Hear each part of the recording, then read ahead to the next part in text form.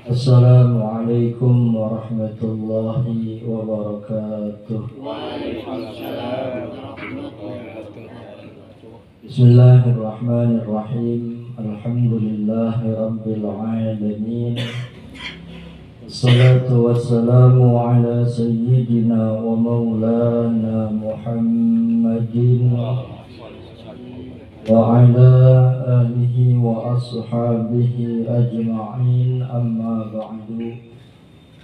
Fabisanadil muttasili ilal imamil muallifi rahimahullah ta'ala wa adaman nafa'a bihi wa bibarakati ulumihi fid daraini amin. Qala wa yu'raful maniyyu bitadaffuqin aw talazzuzin aw rihi tal'in aw ajinin idza kana ratban. Hadirin jemaah sekalian, syukur alhamdulillah seudahnya kita buka majlis kita malam Sabtu kemarin, maka malam hari ini kita akan lanjutkan pembacaan kitab Umdatus Shalik wa Umdatun Nasik. Terakhir kita sampai pada babul ghusli.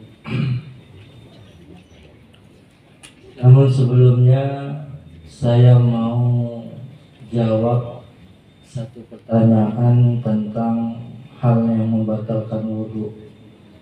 Yang kemarin ada pertanyaan yang butuh jawaban lebih lanjut lagi.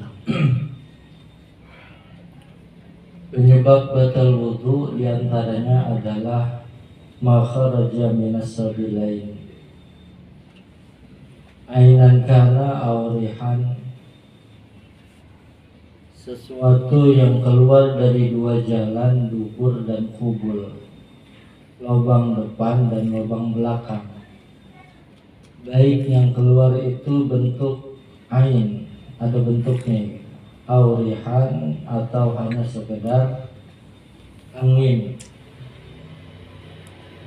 itu membatalkan wudhu.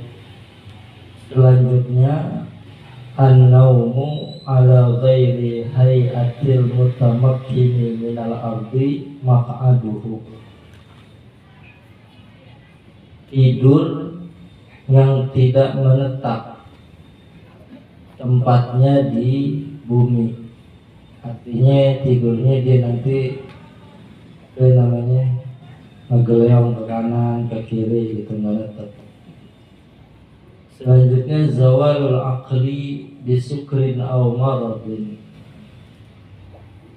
hilang kesadaran. Zawalul aqli itu hilang kesadaran dengan sebab mabuk atau sakit. Mabuk yang terlalu parah dapat menyebabkan hilang kesadaran. Sakit yang kemudian seperti pingsan atau ayan gitu ya, itu juga hilang kesadaran.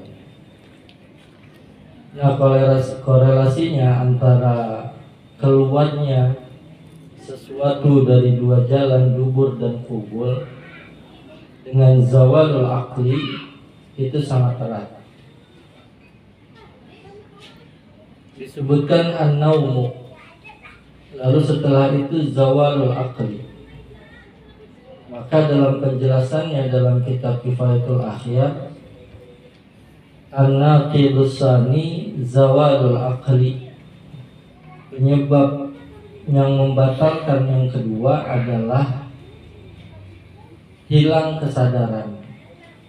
Walahu asbabun minha an-naumu, dan hilang kesadaran itu punya sebab. Di antaranya adalah tidur. Jadi tidur, pingsan, ayan atau mabuk yang terlalu parah itu menjadi penyebab zawalul aqli, hilangnya kesadaran.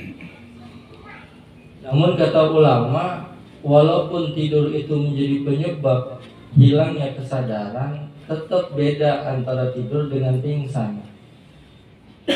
Orang kalau pingsan dibangunin nggak bangun, Tapi kalau orang tidur biar kata pulas, dibangunin bangun. Lain urusannya kalau kebluk, itu tidur kebo namanya.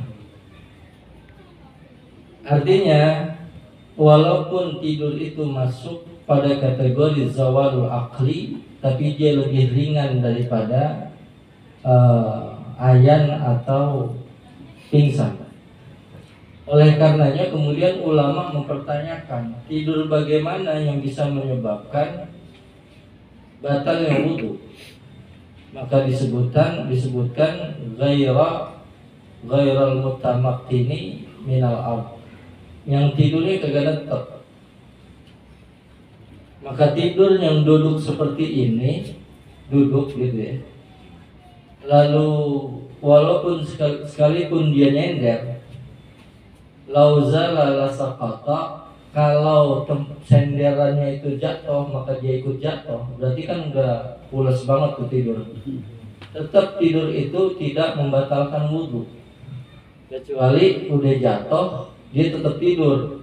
Nah itu udah keangkat salah satu atau dua daripada bagian pantatnya.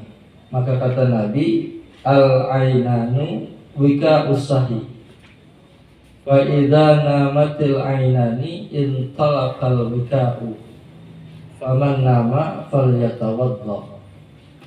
Kedua mata itu menjadi pengikat dubur. Apabila seseorang tidur, maka terlepaslah ikatan itu. Maka orang yang tidur hendaklah dia berwudu. Artinya kalau orang matanya masih sadar, nggak tidur, masih melek, maka dia bisa nahan, bisa ngikat artinya nahan. Kalau pengen kentut bisa ditahan gitu kan. Kalau pengen keluar kencing bisa ditahan. Tapi kalau dia tertidur dan tidurnya pulas, maka ikatan itu hilang. Kapan dia kentut, kapan dia keluar sesuatu dari dua jalan itu dia nggak sadar. Yang itulah dalam zannatul fiqhiyah itu dimungkinkan keluarnya sesuatu dari dua jalan tadi, dubur dan kubul, maka itu memungkinkan batalnya wudu. Nah jadi tidur yang tidak netap itu menjadi penyebab batalnya wudu. Sementara tidur yang netap, tempatnya begini kayak duduk, itu tidak membatalkan wudu. Lantaran ketutup gitu ya, ketutup. Saya ngambil contoh biasanya kalau kita lagi naik motor pengen kentut, itu susah tuh pengen kentut. Kudu miring dulu gitu, atau ngangkat sedikit. Kalau ente lagi dibonceng terus tiba-tiba yang ngeboncengin ngangkat pantat, telepok aja dari belakang, kentut tuh ya, ketahuan kalau kentut ya. Nah jadi begitu. Jadi ada kaitan antara tidur dan kharaja minas sabilain, keluarnya sesuatu dari dua jalan dubur dan kubul. Karena tidur itu diperkirakan, dicurigai dapat mengeluarkan sesuatu dari dua jalan itu lantaran kondisi tidak sadar. Walaupun dia masuk dalam kondisi zawalul akli, tidur itu